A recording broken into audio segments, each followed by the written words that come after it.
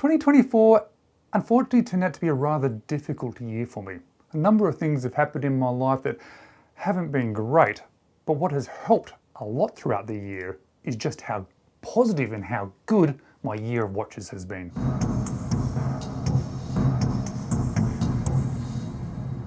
Hello, you're watching James. My name's James, you're watching me, and I am talking about watches, and I'm going to be focusing on the watches today because this is a watch channel, not a me channel, even though it's me talking about watches. And I'm going to talk about some of the highlights for 2024 for me and something that has made a real big difference in my life, and that is this YouTube channel.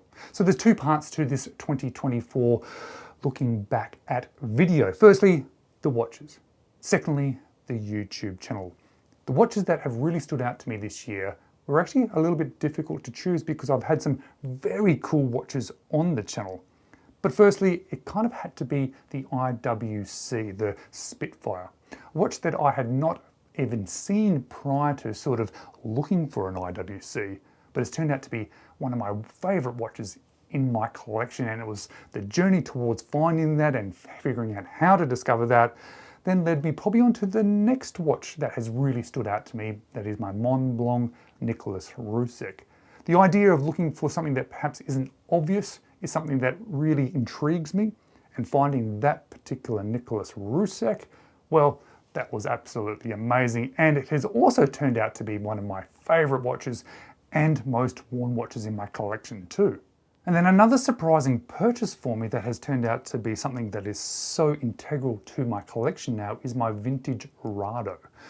I've always been a fan of vintage watches, and I generally have at least one in my collection, but I tend to then end up selling them.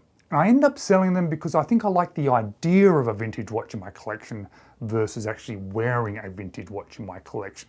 Each one I've had prior to this Rado I've enjoyed and I have actually worn and I've liked, but they've ended up being sold because they do just tend to sit there a little bit. But this Rado, well, I wear this one all the time. I really like it. I liked it so much that I then looked for an original bracelet for it, and now having the Rado watch with its original bracelet is even better. But what has surprised me about the collection of watches that I've been working towards this year is just a couple that I've ended up in the last part of the year. Two micro brands that have really stood out to me. And first one is the Erebus Ascent. In my mind, in my experience, from my perspective, it's the best watch release of 2024.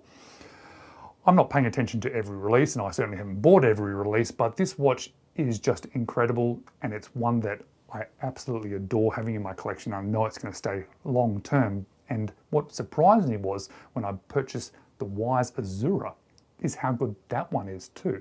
Well, it wasn't so much a surprise because I expected it to be good, but I didn't expect it to be this good. It's one of my favorite watches in my collection as well. I end up with a collection of favorite watches, and that's not a bad thing at all. But something that has really stood out to me this year in 2024 is actually this YouTube channel. When I started this YouTube channel, I did it as a bit of a side hobby, just to do something a little bit different, something to sort of get those watch thoughts out of my head, something to be a little bit creative to create some videos, and if I'll be completely honest, it was just to give myself an excuse to buy more watches than I really would normally give myself permission to. But what it has turned out to be, and this year especially, is that it turned out to be something that is so important in my life.